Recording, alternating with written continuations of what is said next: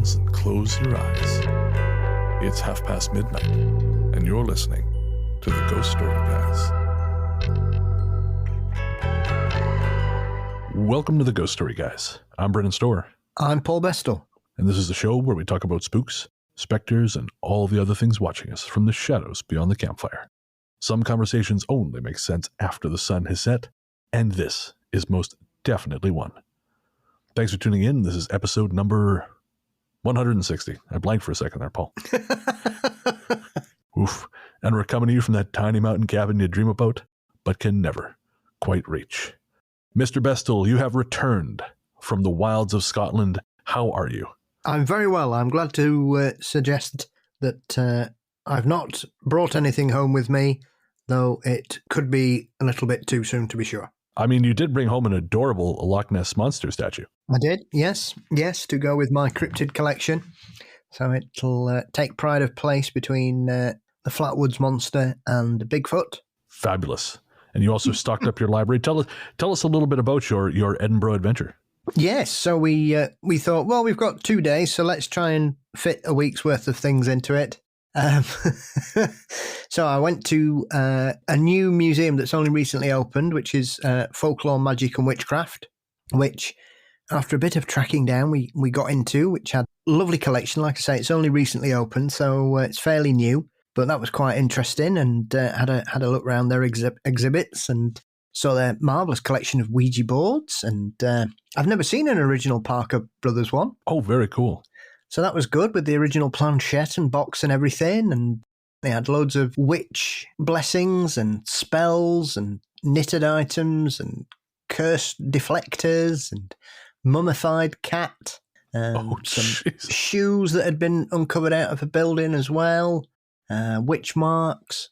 So it was a lovely little collection. So that was pretty good on the Friday, and then Saturday we did the tour of the city and went to the museum, which was marvellous. Saw some wonderful Ghanaian costumes, like a giant crocodile man, and celebrations of the dead that they have down in Mexico. So there was some of those outfits in there. So we enjoyed that. It was a beautiful giant totem that was created in conjunction with somebody from British Columbia, strangely enough, which was enormous. No, it must have been about 60 feet tall. Holy shit. So that was fantastic. And then we did the castle, and then we went on a ghost hunt. So I finally got to visit the site of the infamous Mackenzie poltergeist and saw the mausoleum and had a peer through the grills on it. And we had a brilliant tour with a company called Auld Reekie, which is the old nickname for Edinburgh, because it used to be quite smelly in the old days. It was very atmospheric, but we had a brilliant guy called Ali, and she was phenomenal, really passionate, really friendly, really knowledgeable. And I recommend anybody going there should check them out and get on one of their tours, because they were brilliant. Really enjoyed it. Very cool. Well, for my part, I was invited to dinner by some listeners. That was Chris and Nikki. They had me out to their house in, I think it's called West Island. It's the western part of Montreal. And it was really, really lovely. I took a train all the way out to the end of the line. Chris picked me up, and they cooked me dinner, and I got to meet their kids. It was a really, really nice time. And I got to say, man, that's one of the things I never thought I would do starting this show way back. It never occurred to me that at some point I would get to actually meet people in person because of the podcast. Mm-hmm. And so I just, I love that. And I actually forgot to mention this on the show, but I want to say maybe, I think it was, the reason I didn't mention it on the show is because it happened at the same time as the episode with Kev, Behold the Haunted Horse. So I wasn't able to work it into the conversation, but I also got to have dinner with another listener, Jen, who was in town from the US, and her daughter is a student here, Sophie. So not only did I get to have dinner with Jen, but afterwards she invited me to Sophie's, I don't know what you'd call it, I guess a concert. Sophie's a singer. And so I got to attend this very, very fancy concert hall in, I think it's McGill University, and pretend for a moment like I am an intellectual type who enjoys the arts. Yes, aren't we all? But I'm sure going to pretend like I am, and not like I'm the kind of guy who watches those movies I told you about earlier. Culture is a very wide spectrum. You can enjoy all kinds of facets of it without being exclusively into one particular genre. It really annoys me when people think, oh, well, if you like horror movies, you're not going to like literature. Or whenever you see those discussions where people are talking about their favourite TV programmes and some random person pops up and goes, I don't watch telly, I read books. Guess what? You can do both. It's amazing. That's true. Gatekeeping is bullshit. Yeah, come at me if you want to talk about reading books and watching television. I'll have you. That's right. And at Parameet on the September long weekend, you can fist fight Paul in person if you want. He will. I'll fight you off with a copy of a Harry Price book. There you go. Beat you to death with ball erectory. Yes. Well, actually, we'll both be there. Paul will be at Parameet. Paul will be at Parameet speaking, but I will also I will be in attendance. We might even have a table there yet. We might even have a table. We don't have that all set up yet, but it will be the first time Paul and I have been in the same place. So you should come by and say hi and watch Paul give a presentation, which is the main attraction, and I am very, very excited for. Yes. Still undecided what to cover yet, but I've got two ideas, and I'm going to see which one excites me the most. So in between writing a new article for Haunted Magazine, I'm going to try and get that planned out, along with everything else I'm trying to spin at the minute, you know.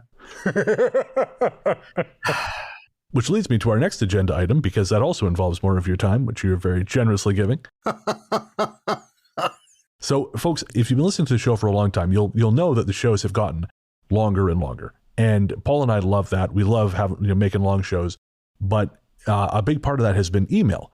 We love covering email. We love talking back to you guys. However, it does make the stories a little hard to get at when you've got 40 minutes of preamble before you get there.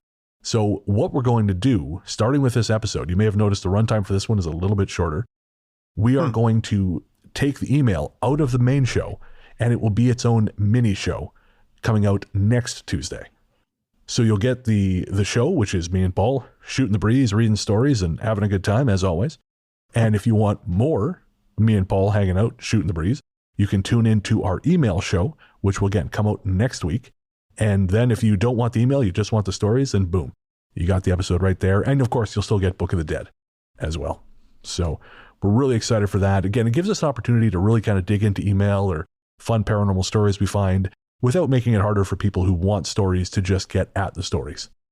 And so that's, again, it's something we've been banding around for a while, trying to figure out a way to make that more accessible. And I'm really, really looking forward to this. Basically, it's I guess, kind of like the old mini shows. Will be, a whole other show, just answering emails. So if you got something to say, you want it read out on the show, shoot us a line. ghoststoryguys@gmail.com. We will do our damnedest to get your email on the air. Consider this your opportunity to reach out and haunt somebody. Yes, we'll be filling the gap after the shock news that Unsolved Mysteries have cancelled their podcast. Really? I did not know this. Yeah, I only found this out about 3 hours ago when I was listening to the latest episode, and it said, this concludes the final season of the Unsolved Mysteries podcast. It's like, what? Jesus. Hey, that was it. That's all they said. Thank you, and you can still send tips to such and such and visit the website, and that was that. And I thought, oh, okay. So I have no idea what's gone on there. Oh, wow. If you could have told me any major podcast show that would be closing this year, I would never have said them in a million days. No, that's strange. I mean, they're. I assume the podcast is also run by Netflix because the show is, or is it someone else? I'm not. They're clearly connected because it's got the official logo and music and such like. I mean, they've done 80 episodes and they've got about 15 people working on each episode. So I don't know what's happened. Fascinating. Well, I know you and I were talking off air about how podcast advertising is kind of in the shitter right now. And so I wonder if maybe they got hit by that too. Maybe the market is just down generally and they took it on the chin. Yeah, maybe. I think a lot of people don't realize the difference between shows like Unsolved Mysteries and shows like ours. Where Unsolved Mysteries, as you said, that's made by about 12 people. Yeah. So in order for those shows to be profitable, they have to really sell ads. I blame sunspots. Also that, yeah, sunspots. Ghost Story Guys, blame sunspots. This is our official position. Carrying the torch from Art Bell. Well, you come here for spooky stories, and spooky stories we have.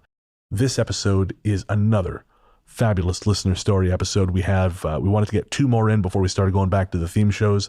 This is the second one, and we have a really fascinating range today. But as always, there is this unexpected through line. And in this occasion, the through line is bedroom intruders. Strange intruders, if we use David Weatherly's book title. Yes. One of my favorite David Weatherly books.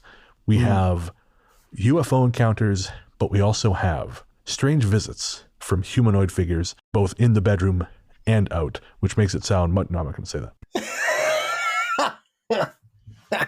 Oh, Jesus. Before we get there, though, we have to thank our patrons. This one's for the patrons. Patrons, you're the Gerald to our game, which won't make sense because I had to cut the part where that came up. But trust me, it's very, very funny, and both Paul and I are enjoying it a great deal. Patrons, without you, the show does not go. So thank you so, so much for your support. And of course, we'd like to thank all our patrons, but we would especially like to thank our latest patrons. They are Sarah Gardner, Paula Townsend, Cheryl Bays, Grandma Painter, Patricia DeFranco, Dave Tolan, Stefan Schwarzwald. Guys, thank you so, so, so much for your generous support of this show. We could not do it without you. And those folks are not only patrons, some of those folks are also people who subscribe to us on Apple Podcasts. And if you have subscribed to GSG Premiere or Premiere or whatever the hell it's called, on Apple Podcasts, forward us your email confirmation with your name, and we will make sure to thank you in the patron shoutouts, because you folks matter just as much, and we want to make sure you have your names read on this show as well. If you want to, of course. If you don't, well then, hey, save yourself an email. But thank you to everyone who signed up on both Patreon and Apple Podcasts. And of course, Apple Podcasts is essentially the same as Patreon in terms of content. There are some things you don't get, but we like to think that the convenience of having everything in one place in Apple Podcasts makes up for the small amount of programming you're not getting. And while we'll wait till the end of the show to tell you about all the cool things you do get, we will say, for $1 a month, you get an ad-free feed. And who doesn't want that? Ads suck. I mean, our host-read ads are very funny, but most of the ads are just those garbage dynamic ones that really I hate having in the show. But hey, for $1 a month, you get to skip past all that bullshit. And again, that's patreon.com/GhostStoryGuys or via Apple Podcasts. One last thing, shout out to our composer, Rainy Days for Ghosts. Rainy Days for Ghosts is a project of film journalist and composer Jerry Smith. You can find their music streaming as Rainy Days for Ghosts on streaming platforms everywhere, courtesy of Night Harvest Recordings, which is the Ghost Story Guys house label. And if you want to hire Jerry for your next project, which you should absolutely do, they are an extraordinarily talented composer, shoot them an email at rainydaysforghosts@gmail.com. All right, my friend, it's about that time. So we're going to take a quick break and come back with the stories.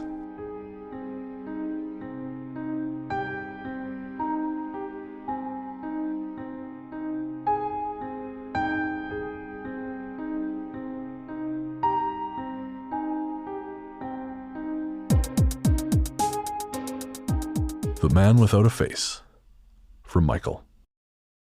I have a story which is a strange one for me that happened when I was approximately 15 or 16 years old. I'm 43 now. The story, as I recall it, stays quite vivid in my mind. Myself and a few friends used to go camping, but in unusual places like forests, graveyards, and so-called haunted places. I mean, Michael, I will say that took a turn, because forests, okay, most people camp in forests. Graveyards, okay, that was a sharp deviation. Haunted places, things got very bad. There was a lane near to where I used to live called King's Lane, which was said to be haunted. So we set up our tape recorder with mics on the path and got a fire going, then settled down for the night. Then we heard footsteps coming across a speaker via the tape deck. "Did you hear that?" I said to my mate next to me. "Yeah." The steps appeared to walk along the path right past where we were camped. When they were gone, we shouted over to the other tent, "Did you hear that?" They replied they had heard someone walking past. It was about 2 a.m. and we all sat there scared until someone got the balls to go out and have a look. There was nobody about. We chatted for a minute and now, buzzing awake, went back to our tents. The next sound we recorded was some church bells at 3 a.m. There was a church nearby, but who would be ringing the bells at this ungodly hour? None of us wanted to get out, so we all huddled up and eventually fell asleep. What happened next was even stranger. We all woke up and talked about what happened the night before, listening back to the recordings, and we captured not only footsteps and bells, but choir singing and voices. We packed up our stuff and decided to go venture over the fields towards the church. Everyone but me was up the embankment, scrambling over the fence into the field. I had clambered up the embankment and lost my footing, falling back down. I landed on my hands and knees facing down the lane. This was when I saw the person, in the same position as me, in what I assume was a blue tracksuit. I stood up and composed myself, thinking I was going to get told off, when the person did the same. As I looked, I realized it had no face, just darkness where a face should be. I put my hands back on my knees, thinking someone was messing with me, and they copied me. Standing back up again, I said, "Hey, what do you want?" They stood up and said nothing. I turned to run up the embankment to where I could hear my friends' voices, and when I looked back, no one was there. I told my friends what had happened, and a few lads ran down either end of the lane to find this joker. When they came back, they said nobody was around, and they could not have gotten far, as both ends of the lane opened out onto a main road. Do you remember a paranormal show hosted by a guy named Dave Barrett? Yes. So I didn't include it in the story. It just got left off at the end, but they mentioned that they had sent the recording in to Dave Barrett. Yeah, I think he was a very well-known local DJ. Oh, okay. So did he do like a paranormal thing? Was that his... And on Friday nights, I think they used to do like scary stories on Friday night. People would... it was clearly influenced a lot by Art Bell, as a lot of things like that were in... I think it was, talking 20, 25 years ago, I would suspect. Okay. It certainly rings a bell. That makes sense. If they were sending a tape, then, it would be 25 years ago. Hey, cassettes are cool again. Well, I suppose so. Yeah, I've bought that. Well, I for other people, I bought some synthwave stuff on cassette. So, okay. I feel better about that now. Be Laserdisc next. No, I refuse. That is too far. 8-track. Well, maybe 8 tracks. Although, Josh, that's a lot of technology. I used to have an 8-track player in my basement at my mom's house, and that thing was the size of a Buick. Practically had a pull start on it. Crankshaft. Yeah, that's exactly it. Contact, yeah. Quick, get Sergeant Pepper on. So I was thinking about this story. I mean, this kind of sounds, I don't know, this sounds like one of those like high strangeness areas. You've got sort of mimics, you've got sounds out of time, unless there was just some kind of crazy, midnight mass, 3 a.m. mass thing going on, which, I mean, if they're Catholics, as a fellow Catholic, I recognize you can't rule that out entirely. It'd be interesting to know if this occurred, because I presume this happened in the UK somewhere, so it'd be interesting to find out where it was. Oh, that's a good point. So Dave Barrett was a UK thing? I believe so, yeah. Oh, okay. I just assume these things are all American. I don't know why I do that. Ah, yeah. Yeah, Radio Bristol he was. Oh, shit. Yeah, he passed away, incredibly, 14 years ago. So, yeah, he had, according to this, Dave's hugely successful slot on GWR, where listeners rang in with their problems, achieved the highest audience figures of any late-night phone-in program in the country. Holy crap. I'm going to say I've not heard from him for a while, and that'll be why. Sadly, he's passed away a long fair bit ago. Yeah, I mean, the only way you might hear from him now is using that Ouija board we just posted in the Ghost Story Guys Facebook group. I'll include a link to that in the show notes, guys. Just quickly, you guys got to check this thing out. It is clearly a satirical Ouija board someone made that claims to connect you directly to Jesus. And it's a real thing. You can buy it. It's not cheap. But the planchette is a crucifix. It's a whole thing. So I'll include a link in the show notes. There's also a link in the Ghost Story Guys on the Ghost Story Guys Facebook page. But on the subject of the mimic thing, I was just thinking, I just watched this movie for Weird Together, which, if you folks don't know, Weird Together is the horror movie podcast that I do with Joseph Comeau of The Cardinal Rule. And basically, we try to review independent films. We try to celebrate independent horror films. And usually we don't review something unless I've watched it first and thought, no, this is worth talking about. Because I don't want to bag on independent movies, right? Because these are made for very little money, with people really who are passionate about what they're doing. But there was this one I watched, and it's It's the best kind of bad movie because it doesn't know it's bad, except for one character who very clearly has taken the red pill and woken up from the Matrix and knows exactly what kind of movie he's in. It's like watching Quantum Leap if Scott Bakula was leaping into B movies and the person he leapt into became the only self-aware person in the entire film. And the film is called Forest of Death. And it's about these kids who go at an Airbnb off in the forest of death. And the owner tells them eventually, if you hear something calling you from the woods in the voice of one of your friends, don't go. Now, I got to tell you, Paul, if I'm anywhere and someone says to me, BT dubs, something will call you from the forest, I'm gone before he can finish the sentence. Yes. Folks, Forest of Death, it's so much fun. Check out the episode of Weird Together. It'll be out in 2 weeks. It's not a great movie, but the idea that a mimic would call you from the forest and you just go, oh, well, I already paid for this place, so I'm going to stick around a little bit longer. Just blows my mind. So, Michael, the fact that you guys stuck around after hearing church bells and someone walking past your tent, and then seeing basically someone who should have your face but doesn't, you are of a sterner disposition than me, my friend. The Black Triangle from Ray. I was outside one evening, tired, stressed young dad, working hard as a bus electrician, trying to raise 2 children on a single wage. I was stood looking at the house I worked so hard to keep, thinking I'd done okay for a kid from a rough council estate to have my own house, despite the hardships we were under. A deep rumbling noise caught my ear, and as I looked for the source of it, a large black triangular object, much larger than a regular aircraft, loomed into view over the houses across the street. It was large, black, unlit, and oddly seemed to be generating its own swirling clouds as it proceeded quite slowly across the sky. Our house was under an approach path to Manchester Airport, so we were familiar with aircraft, but this was moving in the opposite direction. It rumbled off into the distance. I went back inside, but I didn't feel the need to share what I had just witnessed. I may have been trying to make some sense of it. I don't know. I looked in the papers for a few days to see if anyone else had reported anything, but they hadn't, which I found hard to believe. It was huge, noisy, and not exactly inconspicuous. And I've never resolved this. So, Paul, I got to know, is this something you've heard of before? I figure if anyone's going to have heard of black triangles. Yeah, that particular part of the UK is notable hotspot because it's not far from here, really. As the crow flies, it's probably about 50, 60 miles. Oh, interesting. Okay. So essentially, once you leave Manchester, you head in straight into the Peak District. And then obviously if you carry straight on, you'll reach Sheffield. So the Peak District has a long history of strange things being seen in the skies.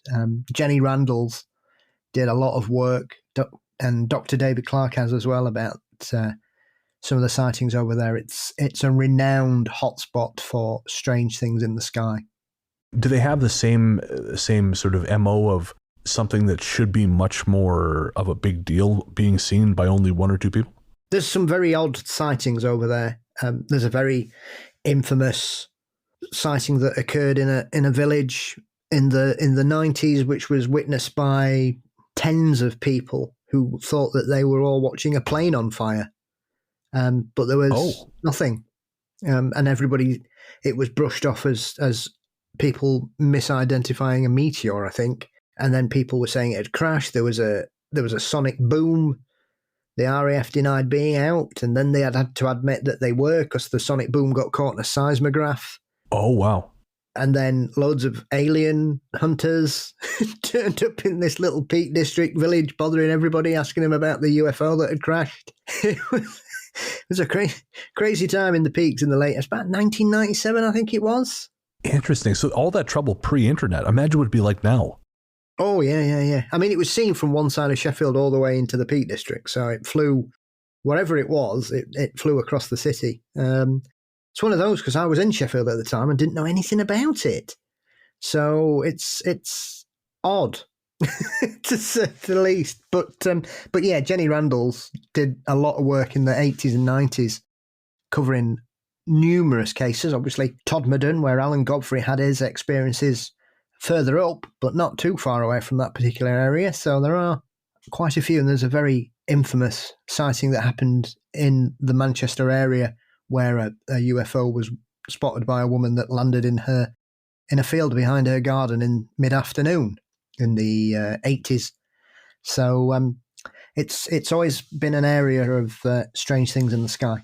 So I'm quite surprised that we don't hear more about that, but that story doesn't surprise me at all. If it was going to happen anywhere in the UK, it would be in that particular area. Fascinating. So with the one that landed in the woman's backyard, what happened after that? She was taken aboard and all sorts.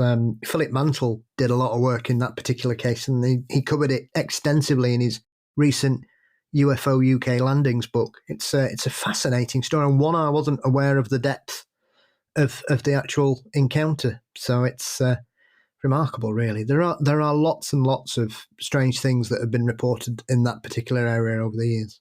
The whole abduction thing fascinates me because I know, you and I have talked about this many times. When I first read Communion, I found myself thinking, well, this kind of reads like dream logic.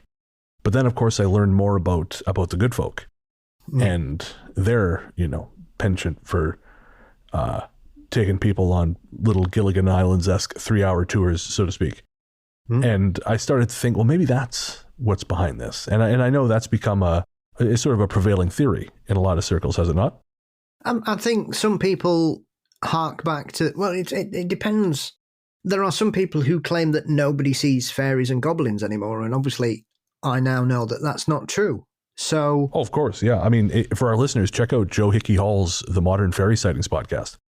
Yeah, she's a terrifying story on a recent encounter of a woman who moved to London and was harassed by some goblins. Oh, really? In her flat. Funny you say that, because we have a goblin story coming up, also from Ray, the same person who reported this story. I think some people have kind of tried to suggest that people see aliens instead of fairies these days because it's a cultural expectation. So right. It's one of those things where, because they try to dismiss it all as self-induced hallucination or whatever. But if people are seeing aliens and fairies, then that's not the case, is it? No, I suppose not. Unless it's a really elaborate series of costumes one way or the other. Well, yes, of course. I mean, and there are people who just claim that all strange creatures are simply projections of what people expect to see by some particular entity, which I think is one of those catch-all explanations for people who can't be arsed. Yeah, I feel like that sort of eventually boils down to demon. Well, thank you very much, Ray. And we're looking forward to reading your next story here coming up. Culloden Battlefield, from Jeanette. I will try to keep this short. A couple of times I have heard Paul mention his feelings about Culloden. I have visited several times during Scottish holidays as a child with my family, as my father was drawn there. It is both picturesque and haunting, in all weathers and times of day. In August 1985, I was on holiday with my 2 sisters and our partners. I married that November my partner Tony, a police officer. One day the men went together to walk the battlefield of Culloden, go to the visitors center, and so on. We ladies left them to it, having visited many times with our parents. My husband is a very tall, stocky, jovial guy, once met, never forgotten, with a wonderful smile and lovely blue eyes. Also, he's not one to tell yarns or untruths. When the men returned, I knew Tony was not right. His sparkle was not in those eyes, his smile not as wide. Although he and the men told us of their day and enjoyment of the trip, the others did not seem to notice the change in Tony. Later, when we were alone, Tony told me, on arrival, that he stepped out of the minibus we had hired, and as his feet hit the ground, he nearly passed out. He had to grab the wing mirror for support until the feeling receded enough for him to continue. Also, he worked hard to hide this from his companions. Typical of Tony, not an emotional sharer with many. The Battle of Culloden, which took place on 16 April 1746, was part of a civil war that would decide the ruler of Great Britain and ultimately have a global impact. It saw over 1,500 lives lost in the space of an hour. When Tony read this, he knew why he felt so emotional and connected the entire time he was there. Tony was born on the 16th of April, 1946. The battle was 16th April, 1746. 1,500 lives lost in 1 hour, all those years ago. He still remembers every detail of this visit to this day, and rarely shares it as he finds it too emotional in the telling. It brings all those dreadful feelings that he had when his feet touched the earth of Culloden. And thank you for sharing that one, Jeanette. What do you think about that, Paul? I'm not surprised. How so? A lot of people got killed there. That was essentially the end of Bonnie Prince Charlie's attempt to wrestle the English or the British throne back to to his family. It was the last pitched battle. The last pitched battle fought in the UK. Oh, okay. It destroyed the Jacobite rebellion, and that was the end of that, to put it mildly. So they almost, I mean, they got as far down as Derby, and then changed their mind and started heading back to Scotland, and the king was really annoyed, so he called loads of troops back from Europe, and they just chased them all the way to Scotland and assassinated. I mean, it's supposed to be quite a bloody battle in regards to they were just basically they were tried running off, and they were just taking them down and just killing people. Even when they were running away, they were just massacring them. Oof. Okay, yeah, no, that would make a place feel heavy and unpleasant. Plenty of blood was spilt that day. I have some friends who went to Gettysburg, and I know we've had some folks send in stories from Gettysburg. It is something that we still intend to do, but I've had some friends who visited there recently, and they said it was, before the winter, but they said there was another place. It's just the heaviness hangs in the air. And I don't know that I've ever been to a famous battlefield, so I've never experienced that sort of sense of fog. I actually think there was on Paranormal 911. I think there was another famous battlefield where police would respond, and they would sometimes see soldiers there, and then they would disappear shortly thereafter. And there's a few stories over here of people claiming to see the ghosts of soldiers reenacting fights, especially from the English Civil War in the 17th century. Though some of them tend to be exaggerations of events. It's still reported, but it's one of those things people say they see cavaliers and roundheads all over the place, but what they see doesn't bear resemblance to what people actually used to look like. It looks like the dramatised version of what a cavalier or a roundhead would look like, where essentially they just look the same, they just wore different colours. Oh, okay, so what people are seeing is the more popular media interpretation of those things? Yeah, so they'd see a cavalier with a big wig and the feathered hat and flashy clothes, and roundheads would be wearing dour cloth and metal helmets, and essentially they both wore the same uniforms. They just had, I think one wore blue and one wore red sashes to differentiate them. So what do you think that suggests about what people are seeing? Do you think they're not seeing anything? Do you think they're false reports, or do you think it's something else entirely? I think a few of them will be false reports, or they're misidentifying. Okay. They're seeing something and presuming it incorrectly to be a cavalier or a roundhead. Because you can't. I mean, the thought that you would imagine that people would ride out to battle on a horse in this country where it rains, wearing a wig, galloping on a horse on an uneven ground on a battlefield, waving a sword about, is plainly ridiculous that people could even imagine that was possible. I think we sort of have these, very wrong-headed notions about how battle and such things were conducted generally. You know, because again, I think all of our experience about this comes from media. So we'll watch a movie, we'll see, oh, this is what they look like, so this must be the way it looks. You know, this must be, because they dress everyone up for dramatic effect, to make it look cool.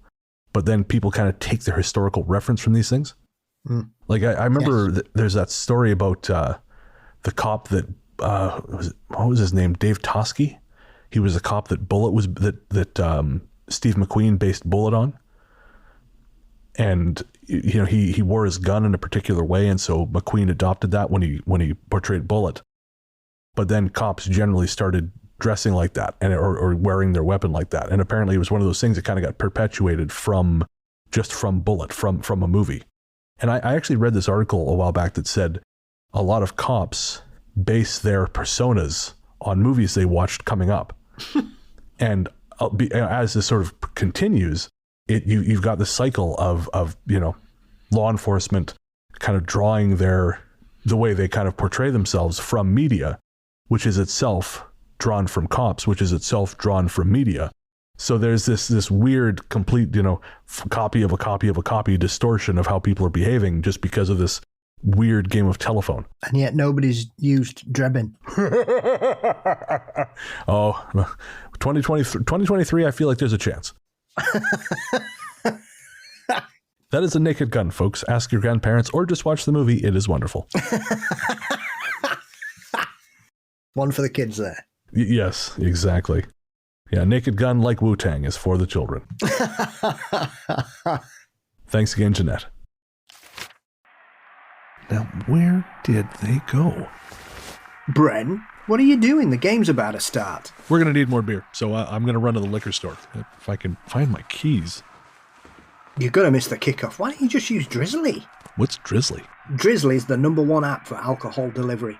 It lets you compare prices on the biggest selections of beers, wines and spirits, and then you get your favourites delivered in under 60 minutes, all from the comfort of the couch, without missing any of the game. Well, that sounds way better. How do I order from Drizzly? Download the Drizzly app or go to drizzly.com.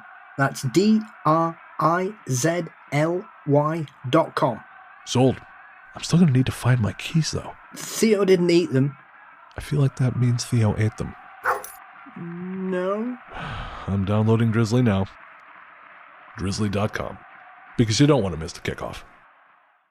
Golden Eyes from Jason. I live with my girlfriend and our 3 kids in a suburb just outside of Cleveland, Ohio. As a child, I had my own share of paranormal experiences, seeing ghosts in my backyard, the odd knocks and shadow monsters. As an adult, my experiences are few and far between, but this is a more recent story that I'm not sure is labelled as paranormal, seeing as the experience happened with a lucid dream, which I learned to do through meditation, although most times it happens by accident after waking up in the middle of the night and going right back to sleep. It felt like reality to me. It was the middle of December 2022, and the kids had been talking about monsters constantly for weeks, which isn't odd for children, and they didn't even seem afraid. Until bedtime, of course. One night I woke up around 2:30 a.m. to our 2-year-old daughter screaming and crying. I went to check on her. She was still asleep, but tossing and turning, obviously terrified by whatever dream she was having. I walked in and knelt down to console her, and did the only thing I could think of, not being a religious person, but spiritually open to all realms of reality. In my mind I said, "Please leave this child alone. She is protected by the light of love. You are not welcome here." I then sat with her for a good 10 or 20 minutes until she seemed her peaceful sleeping self. This is when my own experience happened. I went back to sleep, and then later on I woke up, or so I thought. I was in my bed, my girlfriend still next to me fast asleep, and then I looked at the clock directly across from the bed, which read 3:45 a.m, but the hands weren't moving. This was my first clue that I was in a dream, so as usual, I let the dream flow to figure out what was happening. In lucid dreams, one of the keys is to remain calm and try not to bring conscious attention to the dream, because once your brain realizes you're dreaming, you'll wake up. Brains are weird. So I decided that I want to get up. Then it hit me. I couldn't move. I tried to open my mouth. Nothing. I tried to lift my arms. Nothing. I then saw a figure appear in the corner of the room near the doorway. It slowly edged closer, blurry at first, but the closer it got, the more weird and monster-like it looked. Still remaining calm, I watched this giant 7 or 8 foot jet black scale-like skin creature with massive hands and fingers that twisted and got wider towards the base walk up to the edge of my bed. The face was sunken with golden eyes, tiny pupils and a half grin. It bent down and just scooped me up in one arm, like I'm some type of stuffed animal and not a 200-pound man. The disrespect. I still can't move. In my head, I've got to wake my girlfriend. I don't know why I thought that'd help, but in that few moments that felt like eternity. I internally repeated to myself, "This is a dream, you can move," until I was finally able to move an arm free and started slamming it against the wall in my room to wake her up, knocking down my paintings and various items on top of the bookshelf. It had almost taken me out of the doorway of our room, and then a light switched on, and I was immediately dropped onto the hardwood floors. Everything went black, and I woke up in my bed. I looked at the clock, and it was 3:45 a.m., and I could move. I turned the bedside light on, and there was a pain in my right arm, the same one I was banging against the wall in my dream. But the paintings I had knocked down were still hanging up, and everything I knocked over was still in place. My girlfriend thinks it could have been whatever our daughter was dreaming about, coming after me since I had told it wasn't welcome in our home. Or maybe my imagination is very wild. But whatever it was, it hasn't been back since, that I'm aware of. So thank you for sharing that, Jason. And speaking of nightmares, that is going to live in mine. That's a bit freaky, isn't it? Just the idea of something picking you up like a sack of potatoes and carting you out of your room. I can't imagine anything worse. Carrying you off like Bigfoot with a hog. Or a forest bride. Willow Creek. Yep, Willow Creek. We had a message from Charlie, our listener, Charlie. He recommended the movie Hunted a while back, and he wrote me an email and he said, "Hey, did you ever watch that?" And I thought I had mentioned it on the show, then I realized I'd mentioned it on Weird Together, and that's when I realized this is the problem of having multiple podcasts, is I can hardly remember whether I've mentioned something on this show or a patron show. Now I have to remember this show, a patron show, or that other movie show I do. So yes, Charlie, I did watch Hunted, and I will say it's pretty good. It's a solid Bigfoot movie. But man, Paul, as you and I both know, good Bigfoot movies are hard to come by. They are few and far between, and as rare as a real Bigfoot sighting. Except in the UK, where that guy's just everywhere. I'm not even going to go there. No comment. As always, it's the best way to be. That's fair. The golden eyes thing, though, and I was trying to remember. I feel like we've come across that at some point before. Yes, yeah, it does. It seems familiar. I'm sure we were talking about it fairly recently, and we were talking about other entities, about certain colours they have, like red eyes and blue eyes. Yeah, that sounds right. I'm just having a quick look through our archive here to see if there's another story that has gold. So there was a story from All Aboard the Dream Train from Dog Chomp about a creature. Yeah, this was also a dream. They said, "I remember also as a child when something I'd say of Indonesian descent slipped out of my closet to peer at me. It looked like how they sculpt their gods and goddesses in stone, but the figure was golden." So obviously that's gold all over. It's not just the eyes, but interesting that that's not isolated. Yeah. I would imagine there are more stories that don't fit the normal cliched red-eyed monster stomping about. I have to say, when I heard GoldenEye, my immediate thought was the N64 game. Yes, there's something about that term that just evokes singing in my head. Singing, interesting. So I assume that has to be the theme song to GoldenEye, or is this just unrelated singing? Like just the term just made me think golden eyes. I don't know why. Interesting. Well, check the Ghost Story Guys soundtrack for Paul Bestel singing her hit new single Golden Eyes. Baba boom. Oh man, lounge singer Paul Bestel. I want to see this at that conference in September. Got a leisure suit on. You're like Doug Stanhope, just without all the hopelessness and alcoholism. I've actually got a ticket to see him in about 2 weeks' time at the National Theatre here in Montreal. And I'm really curious because I've only ever seen Doug Stanhope on stage once and before this, and that was at Joe Rogan's. And I know I'm not a real Joe Rogan fan, guys. This was before Joe Rogan really became the Joe Rogan he is now. But it was his End of the World show on election night 2016. I've mentioned it before, but Stanhope was there, and he made a joke about his partner splitting her head open and ending up in the hospital. But then we realized he wasn't joking. That had actually just happened, and he had come from the hospital nearest to wherever it was. They live in Bisbee, Arizona. So she was at that point out cold, and he had come to do the show anyways. And he started crying on stage, and it was the strangest thing. It was such an odd show. That just sounds weird. It was an odd night. Marilyn Manson was in the back as emotional support for him. What? Yeah, he refused to come out, but Marilyn Manson was apparently sitting in the back. He was Stanhope's emotional support animal, I guess. Which is fascinating knowing what we know about Manson now. So, let's not dig into that too deeply. But anyway, so we got all very far away from from Jason's story, but now I'm sort of imagining that the figure looming over him was in fact Doug Stanhope with golden eyes. Thank you very much, Jason. The Guy, from Stefan. My family found your podcast whilst road tripping from Minnesota to California, Disneyland, and we love it. My kids are young, 9 and 5. Oh, God. Stefan, I'm sorry, man. Okay. Your kids have heard some stuff. I trust you. You're a capable parent. Paul, the notion that children that small are hearing the things I say alarms me greatly. I'm glad you quantified the fact of what you say. Oh, you have to live with your own sins, my friend. Yes, they're not for airing on here. No, although I'm the only one who's had someone single me out in a review for being a shit, so. Thanks, Mom. That handsome Bestel boy and that other bastard.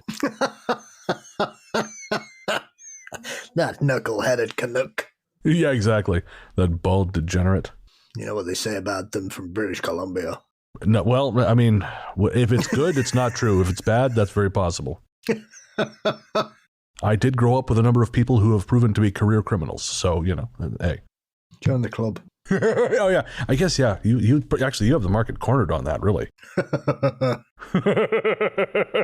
I feel like my people are not as impressed. Anyways, we should get back to Stefan's story. Yes. Stefan, are you still there? Good. Hello. My kids are young, 9 and 5. Oh, God. So I always hesitate to bring up too much on the subject of ghosties and ghouls, etc., as I don't want to scare them too much. I have been listening for months and have always wanted to write in. Here is my first experience with something that tormented me in my teenage years. I have been in tune with the weird since a very young age. One of my first memories was a near-death experience in which I remember seeing a neon blue light and then gaining consciousness back in my body after a golf club hit me on the side of the head. Holy shit, dude. That was my first memory. Growing up in a suburb of St. Paul, Minnesota, I grew up down the street from White Bear Lake. White Bear Lake, Minnesota has some awesome haunted history and legit cool stories about Prohibition-era gangsters spending the summer. Very big ones like Al Capone and so on. The story of how White Bear Lake got its name is worth looking up. It might help bring light onto what happened to me and my family in the house I grew up in. Minnesota has popped up in my favorite show, Supernatural, a few times, with wendigos and werewolves. It also has been the subject of a few of your shows. I heard a mini episode about the Mississippi where a very similar phenomenon approached someone. One hot summer night in 2004 is when it started. I would always see weird things and hear even stranger things around my childhood neighborhood. My older brother and I were up to dastardly deeds that night. Things 14-year-old boys in the suburbs do. Nothing more than toilet papering houses, minor prank stuff like that. That night we were going out, and I had on netting camouflage that I would use to hold the TP. We went out after dark, and I noticed when I bent down that the TP was on the other leg. I didn't switch it. We did our deed about a mile away, and made it back right as a train was going by. My parents lived next to train tracks. That's when we first saw the guy. I saw a 7-foot-tall glowing humanoid shapeshift and levitate toward me. It had black eyes and a black mouth, and it was walking towards me, and the way it looked seemed to change as it got closer. I screamed and pointed at him and said to my brother, "There's a guy!" We ran, and I looked back, and he'd taken on a more human form and floated onto the train tracks. Terrified, we ran behind a path to our house so no one or thing would know where we lived. My brother and I regrouped and said, "What the fuck was that?" to each other. I started to go on, but I was annoying my older brother, who must not have wanted to listen to 14-year-old me chirp in his ear. We said nothing much more and went into our separate bedrooms, and after the adrenaline wore off, we fell asleep. The next day, I got a call from my close friend. The first thing he said was, "Did you see a guy run at you by the tracks?" I froze. "Hello," my friend said. "How the fuck did you know?" I said. He explained to me he'd had a dream and described very closely what happened and what I saw. More about this friend on another occasion as he moved into a legit haunted house. I have a lot more stories about the spirit we named The Guy, but wanted to start with the first experience I had with him, and other, separate, not quite in our timeline, almost translucent neighbors. I love the pod, and would be so pleased if it made it on the show. Well, Stefan, it made it on the show. Thank you so much. And of course, you are also now a patron of the podcast. Thank you very much for that. And what do you think of that one, Paul? Very creepy. Very creepy. I thought you were going to test me on why White Bear Lake's called that. I mean, yes. Also, tell us this as I quickly Google so I can nod my head. Well, there are two versions of the story. Involves a Native American couple who went to meet on the lake, an island in the lake, and as they arrived, they were attacked by a great white bear. Now, there are two versions. Mark Twain did a version of it, which changed the ending, because the ending in the original story, I think the groom died and the bride survived. The bear killed him. But in the Mark Twain version, the groom kills the bear and they skin it, and everybody lives happily ever after. And therefore, after that, it would be known as White Bear Lake. I feel like it's telling about the nature of American history that the version of a story where something has its skin ripped off is the happy version. So then we killed it and we wore its skin as a trophy. Everyone smiled the end. All right. But moving on from that, yeah, that's very odd, because that particular part of the country is not known for things outside of the normal. I mean, obviously it's Wendigo country, but this clearly isn't that. So yeah, it's very odd. And there's something about seeing creatures near train tracks. Yeah, I always had this pet theory about things like train tracks and roads. I always wonder if they are, we build them in these places because they are the most logical place for these things to go. But I wonder if that also is true for other kinds of energetic travel, other kinds of, say spirits or whatever, that, these things would also pass along these most likely roads. Mm-hmm. And so this is why we tend to have more stories like this from train tracks or from places like that, even game trails. You think, these are sort of natural pathways. Yeah. And if there is this other world kind of beneath ours or on top of ours, that, they would still have to take similar paths through the world. Absolutely. You would follow the path of least resistance. Even animals would do that, or creatures from beyond, surely. Something that really jumped out at me too is how this thing changes shape. Mm. It kind of goes from, sort of 7 foot tall Kobe Bryant size down to, sort of the normal size, like walking them down the train tracks. And I wonder why that is. Yeah, you don't hear that very often. Very few encounters where you see something change size. I've heard of things increasing in size, but not often shrinking. Unless it's cold out. Well, if it's in Minneapolis, it'll be cold. I'll tell you that much. Yeah, this is very true. Also, Stefan's kids, cover your ears. Well, having come back from a lengthy edit, we can say, Stefan, thank you very much for sharing. And we look forward to hearing more stories about The Guy. The Grey Dread from Ray. We took our small children to Two Swords Waxworks in Blackpool one day, a fun and unremarkable trip. As we made our way through the exhibits, near the end, which was sci-fi type stuff, I rounded the corner and looked down the short corridor of this gallery. There, at the exit, I saw a statue of the quintessential grey alien.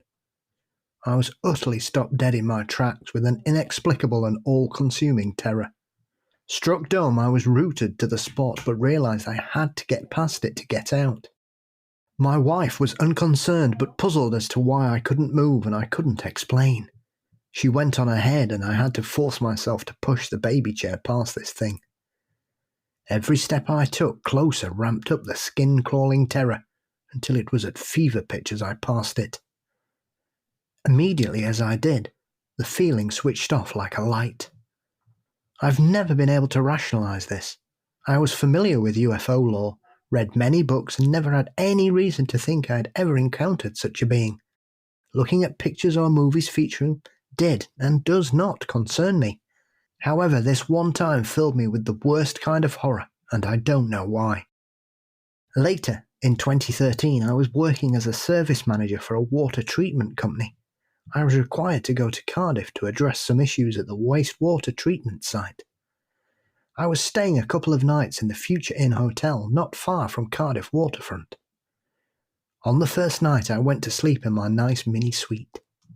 I woke in the small hours and looked around the room. I saw a dim figure at the end of the drawer unit opposite my bed.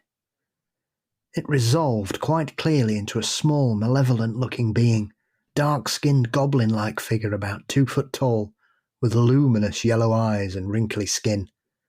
Think Yoda from Star Wars, but much more unpleasant-looking and unfriendly. This being looked around the room, stayed in place but looked actively around it. I was transfixed, not afraid but incredulous at what I was seeing. It looked around and then it saw me, at which point I found the pull cord for the light. It went on, and of course there was nothing there. I lay awake all night trying to reconcile what I had seen. The next night nothing happened and I slept like a log and left the next day. I found it hard to share what I had seen with my partner when I got home. I saw this entity once again, a couple of years later in our bedroom between the bed and the window. Never since. So thank you for sharing, Ray. And he sent us a number of stories. Obviously, we shared the Black Triangle already. And in the original document, those weren't together. But I think they're connected. So I combined them. And I actually emailed Ray back and I mentioned this. And he said that his experience with the Gray statue was sometime before seeing the thing in his bedroom. But I kind of think that being that he saw the thing in his bedroom more than once, I wouldn't be surprised if he had maybe been visited by something like that in the past, but it has just gone from his conscious memory. That wouldn't surprise me. Yeah, I was thinking that, like, his reaction to the Gray was not specifically to Grays, but sort of the subconscious association with this thing that would show up in his room. I mean, there are numerous people who have a situation where something that they seem very familiar with and aware of, and in certain circumstances they find it completely terrifying and they don't understand why or what's triggered it. So it's odd, as Ray points out, that he's fully aware of what it was. He knew what it referred to. He's read about it, seen it. Doesn't frighten him. But in that one particular moment, maybe it was the lighting, the closeness of the corridor that created a memory buried deep inside that's triggered something that caused such fear. Oh, interesting. I hadn't thought about that. You know, a friend of mine is reading this book, and I think it's called Scattered Minds by Gabor Mate. He's a doctor out of the downtown east side in Vancouver. And he's been talking about ADD and ADHD and childhood trauma. And he was talking about how, and my friend was telling me this, I haven't read the book yet. I've got it on my Audible list, but she was saying that in the book, Mate talks about how things that happen to kids get internalized so quickly. You know, there's this notion, oh, kids are tough. You know, they can take it because they don't show the damage right away, the psychological damage. But in actual fact, it just gets buried deep and becomes a minefield, essentially an emotional minefield later. Yeah. And I think because we've always had this focus on just suck it up and move forward, I think we don't think enough about things like this, you know, about little bombs that can blow up at some point. And I mean, if you're not careful, like if you're in recovery or if you are trying to work your way through trauma, those little bombs can really throw you off. Yeah.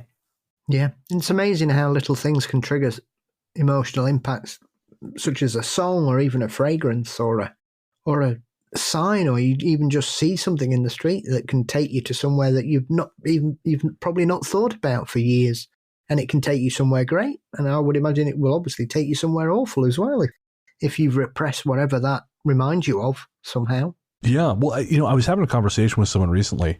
I won't say who, but we were talking about we were talking about this one situation, and they just very casually mentioned something to me, and they didn't mean anything by it, but the way they phrased it just triggered this deep anxiety in me from a different part of my life, and it was shocking to me how quickly that response came back. Like my immediate response was to act in a way that I typically do not act. Or at least not anymore, you know, sort of this panic and this feeling of pressure and and being stuck and all this other shit that I'm not going to get into here. But it took me a little while to come down because you have to kind of tell yourself, I don't need that response behavior anymore because the danger's not there. Yeah. But it sometimes you don't even realize why you're reacting a certain way. That's why I suggested this to Ray, because I thought, even though you may not see a direct connection, I do kind of wonder if you've seen this thing twice after, I wonder if you have also seen this thing before. But again, this is all just subconscious awareness. Yeah, definitely. And it was something else Ray said that I just wanted to comment on. And, Ray sent quite a lengthy email with a number of different stories, which we really appreciate, Ray. And, through it all, he's talking about his different jobs, and he describes himself, as I recall, as sort of as a blue collar guy. And I really like that people who work all kinds of different jobs can enjoy what you and I do. Because obviously you and I grew up pretty blue collar. Mm-hmm. And I mean, obviously I don't think either of us really are anymore because we've kind of managed to move out of that, but I still have a huge amount of respect because most of the people in my family are still blue collar workers. Yeah. And so I really love that we've got people who do those jobs who think, you know what? I'm still willing to listen to these two weirdos and take what they say seriously. And that is really cool. Well, as with anything, you can't talk about things unless you've lived it, usually, my experience. Oh, yeah. One last thing. As I mentioned, we have our fans in the blue collar community, but we got a message on Instagram from Alex, and I was going to save it for the email show, but I thought I'd share it here just because it was, I don't know, I kind of love it. Alex says, I don't know if you'll see this, but I hope you do. Wanted to say that I'm a huge fan of the Ghost Story guys and you and Paul. I don't think a day goes by I'm not either listening to GSG or Mysteries and Monsters, so I almost always have one of y'all chirping in my ear. That, and as weird as it may be, you have a pretty big following at Goldman Sachs. I know, big evil bank. But at least in our Texas office, I've recommended you guys to a lot of people who really dig your content. Just wanted to express some admiration, and I do plan on emailing in some stories of my own here sometime soon this year. And so we run the range, my friend. Yes. Well, that's good to hear. I've had a few Texans on my show, so I'm glad to know that somebody's listening down there in the Lone Star State. And hey, Goldman Sachs, you want to help some guys out, Yes, I wonder if they've ever had to call a paranormal investigator. And there was a famous incident here in the UK where they had to. There was a haunting in a very well-known British bank, and they had to bring in a notable paranormal investigator to get rid of it, and he did. Really? And that kind of sealed him, yes. And his fucking name has come... Eddie Burks. It was a gentleman called Eddie Burks, who is also very infamous, famous. Anybody that listens to Danny Robbins' work, who's continuing to go from strength to strength after the Battersea Poltergeist and Uncanny, he did a recent series about a terrifying haunted house case from Wales, which was known as the Witch Farm. And Eddie Burks was the guy that turned up and sorted it all out at the end. Fascinating. What was the nature of what was going on in the bank? There was a haunting wandering around that was scaring staff, and people didn't want to work there, and things were going missing and lights going on and off, and people kept seeing strange things out the corner of their eyes, and it was quite an annoying haunting. And Burks came because he was very attuned psychically as well as involved in paranormal investigation, and was able to kind of remove things. Interesting. I can't believe I've never heard of this. I will try to find a link to put in the show notes, folks. Yeah, so Eddie Burks made the news headlines in 1993 when it was finally revealed that the Queen's Bank, Coutts, had contacted him to deal with an alleged ghost at its prestigious Strand headquarters in central London. His intervention was said to have laid to rest the troubled soul of Thomas Howard, the 4th Duke of Norfolk, who was executed for treason in 1572. So yes, I would not be surprised. It was quite famous, like I said, because I'm not sure how it ended up getting into the press. So Burks was known as a very sly publicist. However, the bank didn't deny it. They admitted that they had called him in, and they hadn't had any issues after he'd been. I'll be damned. Well, thank you, Ray, and thank you, Alex. The Man in the Corner, from Jen. So, I'm not from a family who senses this kind of stuff. We never talked about this. It's just like it didn't exist. Slowly, as I got older, I started sensing people near me. When I was about 20-ish, I thought I would see a dark figure in a wide hat and cape out of the corner of my eye, or sometimes he would dart quickly in a flash from one side of the room to the other. I hadn't thought about him in years until you brought up the same figure on one of your shows. I was totally shocked. A little more about me is that I have a mild form of synesthesia. I didn't know what it was for probably 20 years, but in situations where there were heightened feelings, when things were extra happy or extra sad, I would see colors in my mind's eye that had to do with those feelings. I didn't think anything of it. I thought everyone did it. Eventually, I began to see very thin but bright rings of light around people, but only in very particular circumstances, usually at a church service, but sometimes just out on a walk or drive. One day, I decided to tell my then 13-year-old daughter about the light I was seeing. She seemed to breathe a sigh of relief that I was seeing things too. It turns out she has synesthesia as well, but it's much more pronounced. She sees colors when she hears music. She sees people's voices as colors and even shapes or patterns, again, all in her mind, and knows when someone is lying because their color turns yellow. We call it her superpower. She also sees people in the house. This I had a lot of trouble with at first, but trying to be a good mom, I decided that the best thing I could do was just say, "I believe you. Please tell me what's been going on." And boy, did she. There are so many stories, but here's a couple that have to do with our house. We moved in here when she was 9, and I thought it was weird that things kept falling off shelves, even when I put them firmly back and pushed them farther back onto the shelf. I also saw a tall man, dressed in white, walk behind me and into the living room, but when I ran after him, there was no one there. My daughter, though, she says there is a tall young man who comes into her room and stands near her closet sometimes. He doesn't bother her and doesn't want to chat. She normally greets him and then they leave each other alone. There's a little girl who moves her things. My daughter had a picture pinned to her wall with a thumbtack, and the thumbtack kept coming out and would be on her dresser with the picture. One night she got tired of it and tacked it in a new place above her door. Next day, same thing. Picture and thumbtack are on the dresser. Sometimes her guests are helpful, though. She had been told by another sensitive friend that there was someone dark and angry in the catwalk of the theater at their high school. My daughter wanted to go up there and take a look, but I told her it was best if she left those kinds of things alone. She still wasn't convinced, but a couple days later she said that a man had come to visit her in her room, and he seemed like he had a message for her, but she couldn't hear what he had to say. Eventually his color turned red. She said that she felt like he was trying to warn her, so she said, "Are you telling me not to go up to the catwalk at school?" His color cooled to a light green, which is a calm color for her, and she said, "I could just feel that I had understood what he was warning me about," and he left. She didn't go up to the catwalk. Sometimes she can't find things, and after searching everywhere, she will finally say to her empty room, "I really need that back, please." And pretty soon, her lost item will be somewhere obvious, like on her desk or on her neatly made bed. Another time, she went outside to empty the trash and came back in crying. She had seen the figure of a man behind her in the mirror of our van, and when she turned around, he was gone. She said, "Mom, he was so sad. I want to help him, but I don't think I can." The scariest thing that's happened here, though, is that one night my husband and I went out for a drive and to get a drink at Sonic. Do you guys have Sonic? It's just a drive-through burger joint, but they make something crazy like 50,000 different soda-based drinks. Oh, Jen, I know Sonic very well. We don't have it in Canada, but when I drive through the US, I buy one of their enormous slushies with a bunch of Nerds candy dumped into it.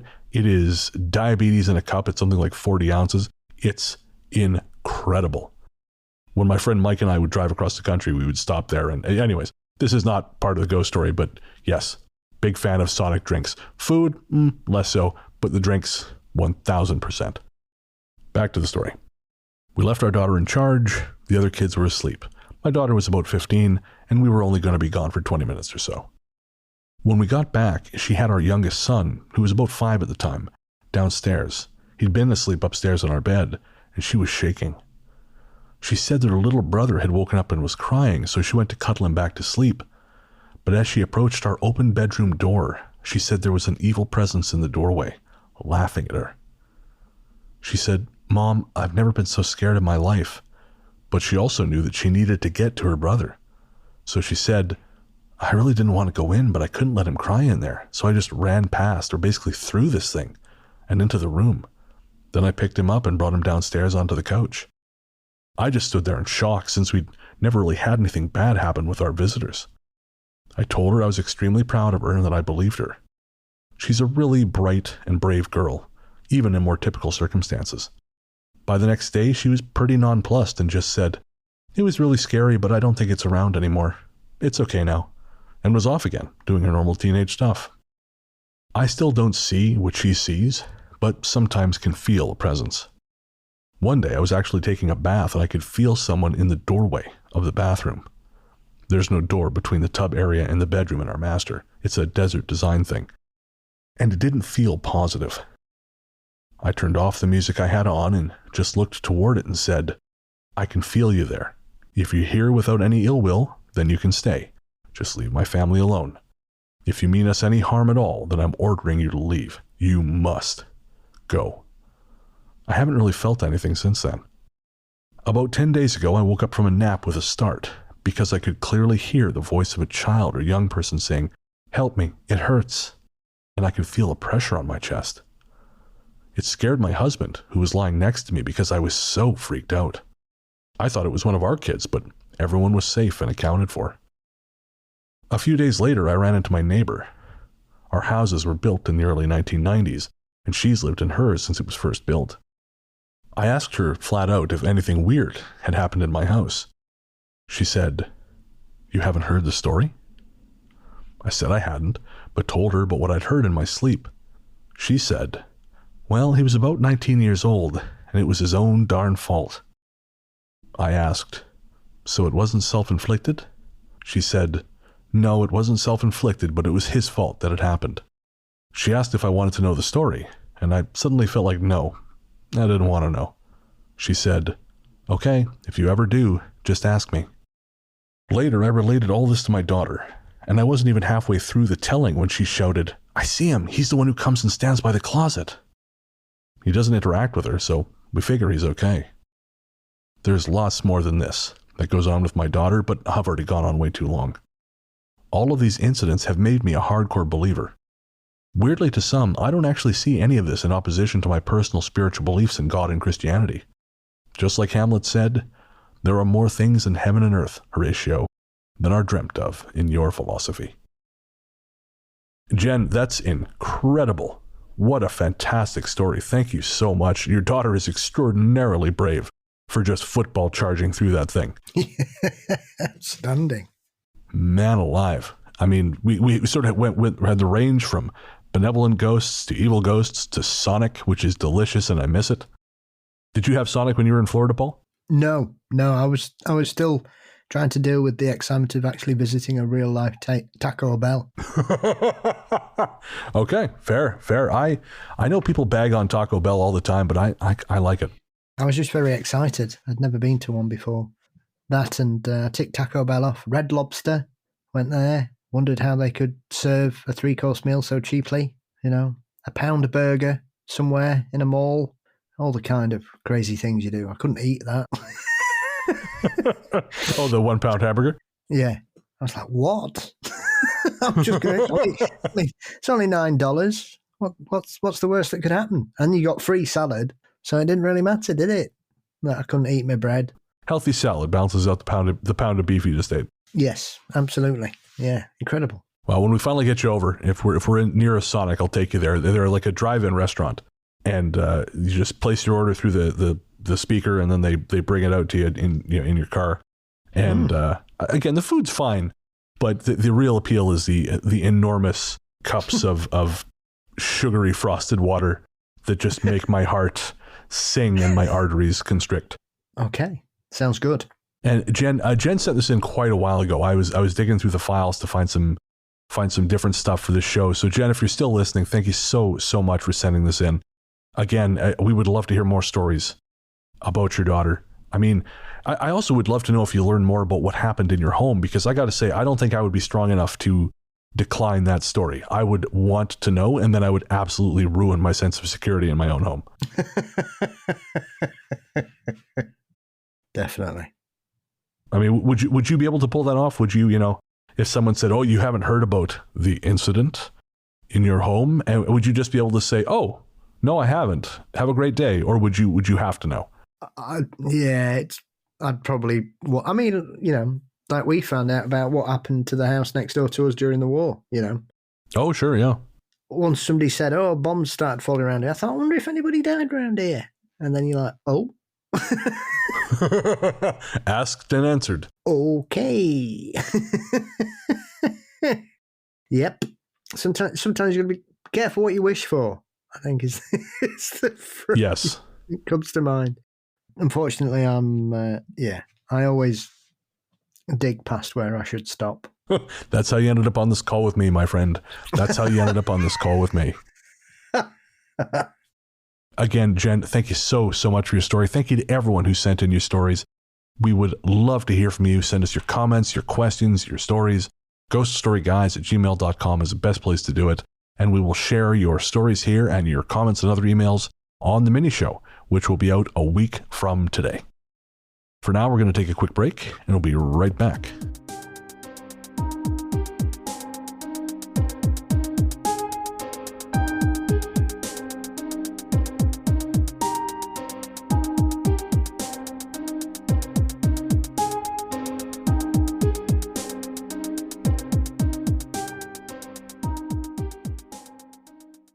Hey there, listeners. Before you reach for that skip 15 seconds ahead button, I promise you this isn't an ad. We wanted to take a minute to talk to you about mental health. On this show, I've always tried to be as honest and open as possible about my struggles with depression and anxiety, because even though we've come a long way towards acknowledging the very real damage these things can do, there is still way too much lingering stigma about reaching out for help. And when you start to feel like there's no help, it's easy to start feeling like there's no hope. But Paul has joined me today to remind you there is always hope and there's always help. We're not going to try and talk you out of self-harming right now, because we know that's not how it works.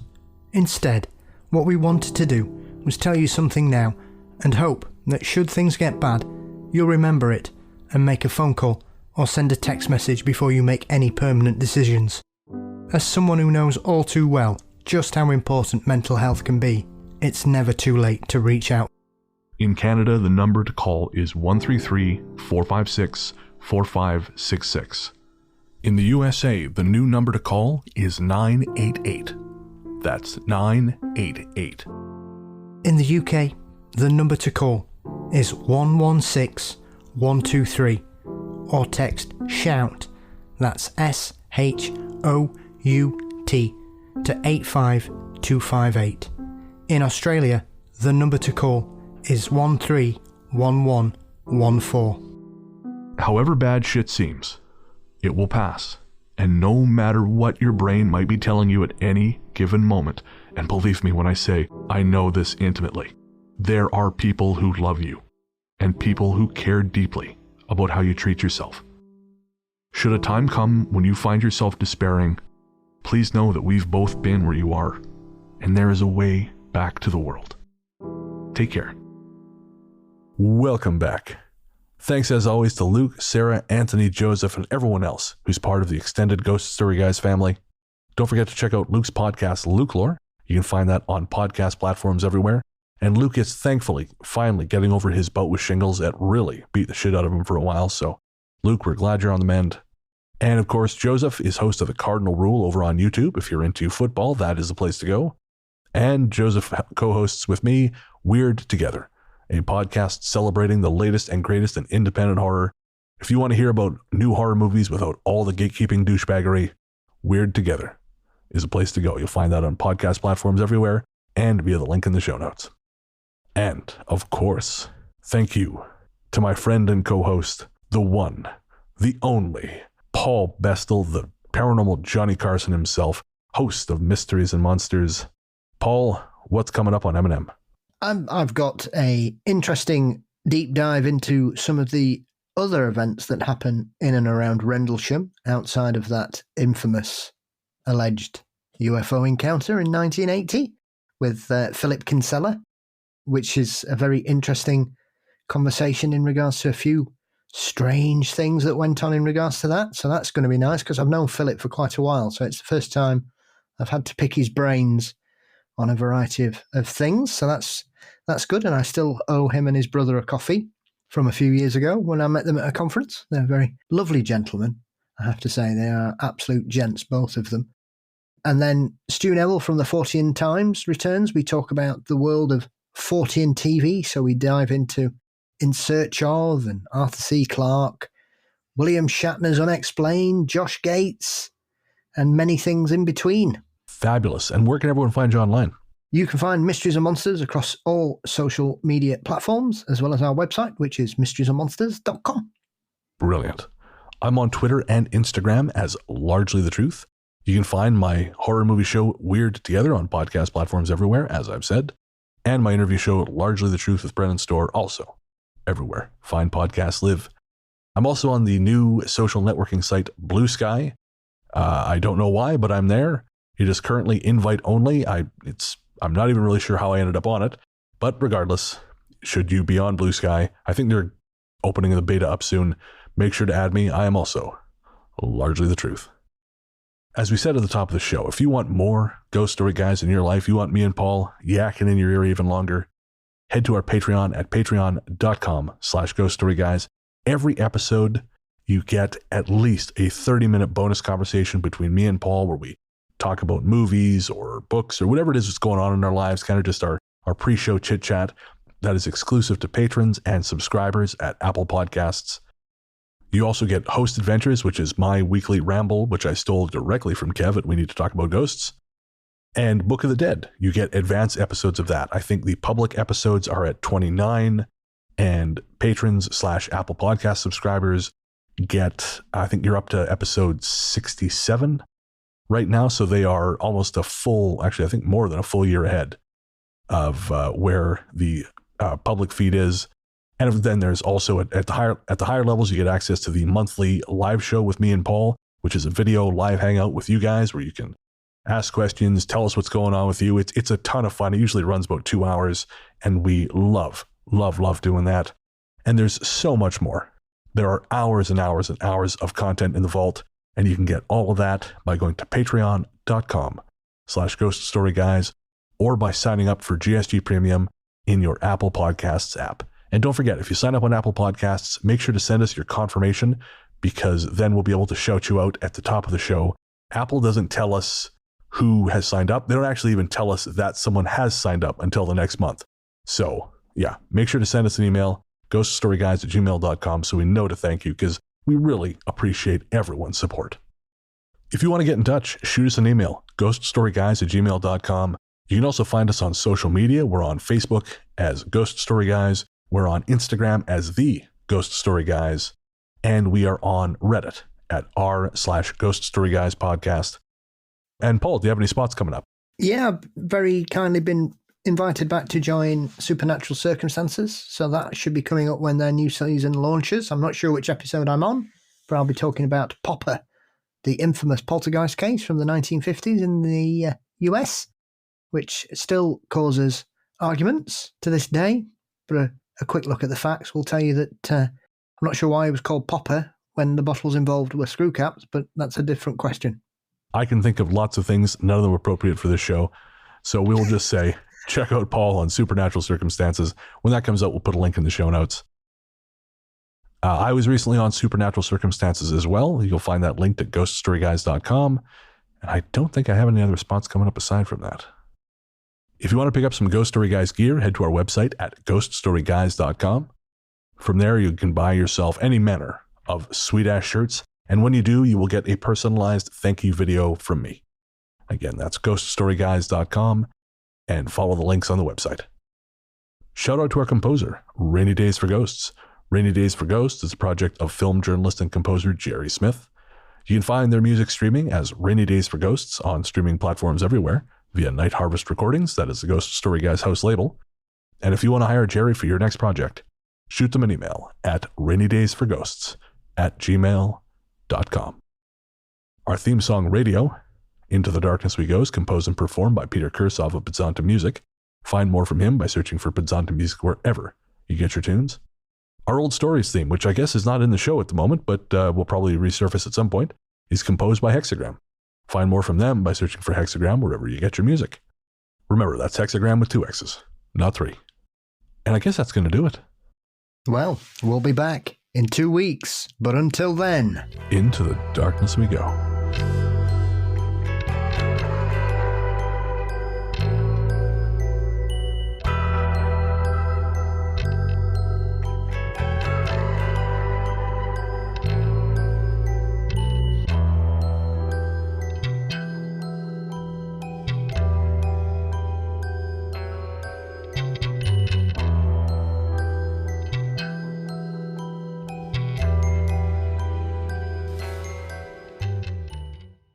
This sounds like the start of a terrible prank or a crime or both. Maybe walk in and they might be dead. Or, well, yeah, that's a best case scenario. On the bed. That's a best case scenario. Very Gerald's Game. Yeah, exactly. Have you ever been surprised by a stranger intruder in or out the bedroom? Sadly, no. Not for a long time. Yeah, fuck off back to Podbean. Yeah. I should start opening a new window just for this browser, just for these episodes. I'm doing like 63 different things at once. Okay, now Michael Schumacher's just driven past. I heard that. I wasn't sure if that was my side or yours. I don't think I'd say that to the Wendigo. Then we're in an erotic nightmare scenario and it's all very bad. Another rash of by the Wendigo.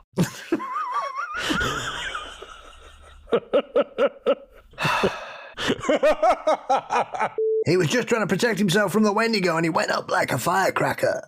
Oh, we've discovered the secret to spontaneous combustion. It was like the 4th of July in his pants. I wish I could leave this in, but I won't.